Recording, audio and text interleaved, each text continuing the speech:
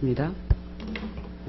우선 아시다시피 여가위가 복수상임위원회입니다. 그래서 제가 속해 있는 외통위가 지금 열려 있어가지고 끝까지 함께 하지 못할 것 같아서 죄송스럽다는 말씀드립니다. 여가위가 복수상임위라는 그 사실 자체가 구조적인 문제가 있습니다. 그렇게 생각하시죠? 네, 그렇습니다. 우리 김광진 의원님 말씀하셨듯이 이 정도의 예산 규모, 서울시의 한 구청 예산 가지고 여성가족부라는 이름을 붙이기에는 전 너무 부끄럽다고 생각합니다. 장관님께 질문드리기가 좀 송구스럽습니다만 여성가족부가 존재 이유가 있습니까? 네, 존재 이유가 있습니다. 존재 이유가 있으면은 확대돼야 되죠? 네. 우여곡절을 거쳐서 여기까지 왔는데 더 큰 부서로 차라리 합치는 게 더 원래 여성가족이 업무에 더 충실할 수 있다고 생각 안 하십니까?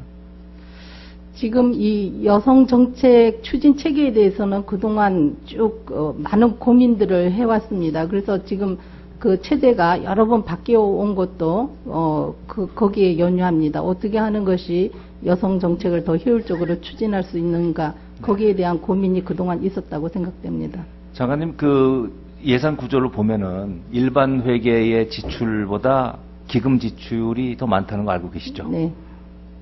이 구조가 왜 이렇게 됐습니까? 이 구조 자체가 정상적은 아니라고 생각하시죠? 네, 그렇습니다. 그러면은 어떤 구조로 되는 게 정상적으로 생각하십니까? 기금을 줄이는 게 정상이라고 생각하십니까? 저는 당연히 국가가 해야 될 책무에 관한 것은 다 일반 회계로 하는 것이 맞고, 네. 어떤 그 여성 발전 기금이나 청소년 기금은 그 특성에 맞게 그 분야를 더 키우기 위한 활동 지원이나 이런 곳에 가는 것이 맞다고 생각을 합니다. 그럼에도 현실은 어떻든 기금의 상당 부분 의존하고 있지 네, 않습니까? 그렇습니다. 여성 발전 기금 가지고 쓰는 주요 사업이 한두 개가 어떤 게 있습니까? 지금 여성 발전 기금이 이제 그 가족 사업 쪽이 그쪽 기금을 쓰고 있는데요. 저희가 지금 길정 의원님께서 말씀하셨듯이 가족 업무가 보건복지부에 있을 당시에 그 복권기금으로 하던 가족 업무가 여성가족부로 오면서 지금 그 복권기금이 여성발전기금으로 와서 가족을 지금 근데 이 사업을 하고 있습니다. 재원이 제가 볼 때는 이제 고갈되고 있는 추세로 확실히 들어갔는데요. 그러면은 여성발전기금 가지고 운영하던 사업이 정상적으로 운영하기 힘들다는 얘기가 아니겠습니까? 그런데 여성발전기금이 이렇게 말하자면 기금 자체의 재원 마련에 어려움이 겪고 있으면은 이거를 어떤 방식으로 해야 여성발전기금을 안정적으로 확보할 수 있다고 생각하십니까? 지금 저희가 기금으로 되는 그 사업들을 일반 회계로 돌리기 위해서 해마다 기재부랑 많은 협의도 하고 열심히 노력을 하고 있는데요. 사실 잘 되지가 않아서 이렇게 기금 의존율이 높습니다. 근데 지금 우리 여성가족부 장관님의 답답하신 거를 제가 잘 알겠어요. 이걸 봐도 다 알겠는데, 그리고 당연히 일반 회계로 돌려야 마땅한데, 그거 뭐 기재부하고 싸워가지고 사실 얻어와야 되는 거죠, 구조적으로는요. 근데 예를 들어서 범피금, 범죄피해자보호기금, 우리 수석 전문위원님도 잘 지적하고 계십니다만은 이게 사실 법무부가 운영하고 있는 거잖아요. 근데 실질적으로 한 57% 정도를 여성가족부에 갖다 쓰는데 여기에 대한 심사는 저희들이 안 한단 말이죠. 네. 그래서 이건 사실은 법무부에서 이 여성가족부를 가져와야 되는데 그거 동의하시죠? 네, 동의합니다. 이건 누구한테 얘기해야 돼요? 이건 대정부 질문한테 해야 됩니까? 네. 그 범피금을 갖다 심사하는 게 중요한 게 아니라 지난번 회의에서도 제가 지적을 했습니다마는 범피금을 가져간다는 이유로 일반 회계 예산을 상대적으로 적게 배정하는 게 더 큰 문제라고 저는 생각을 하는데 어떻게 생각하세요?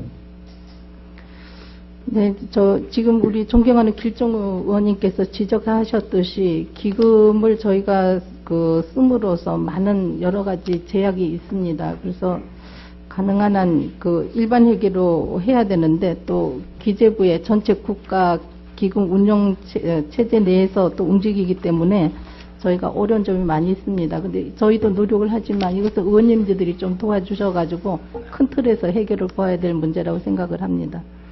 다음에 청소년 한부모 자립 지원, 이게 우리가 규모가 얼마나, 청소년 한부모가 얼마나 몇 가구나 된다고 파악하고 계시죠?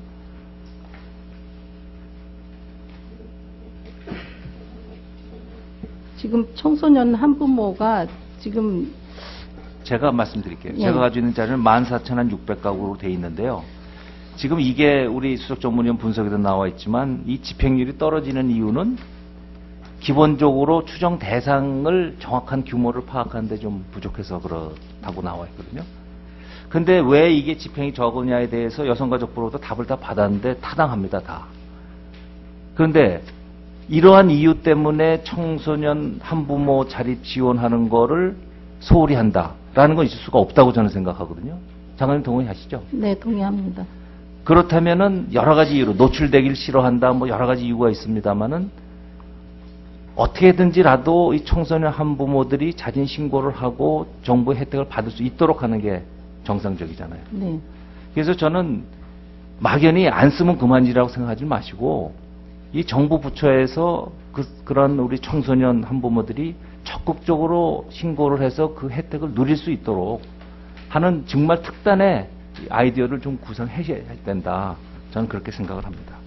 한 말씀만 더 묻겠습니다. 우리가 종군 위안부, 군 위안부라는 표현을 쓰는데 그를 군 성노예라고 바꿔 부르는 것에 대해서 어떻게 생각하십니까? 지금 그 명칭을 정할 당시에 그 피해 당사자 할머니들하고 관련 기관이랑 전문가들이 협의해서 정해서 그대로 지금까지 현재 사용하고 있습니다. 그래서 이 문제는 그냥 지금 법률에 있는 대로 네. 외통위 상현이라고 그러지만은 저는 네. 여성가족부에도 반드시 관계되는 부서이기 때문에 네. 혹시 그 피해자들 분들이 이렇게 네. 확실하게 국내외 그 뜻을 알리는데 의미가 있는 군 성노예로 근데 최근에도 이제 그 명칭 문제가 돼서 저희가 관계 그 단체들이랑 좀 의견 수렴을 하고 했습니다. 그래서 그냥 그대로 쓰는 것으로 지금 잠정 결론이 났습니다. 네, 감사합니다. 네, 수고하셨습니다. 다음은 민주통합당 백재현 의원님 지지해 주시기 바랍니다.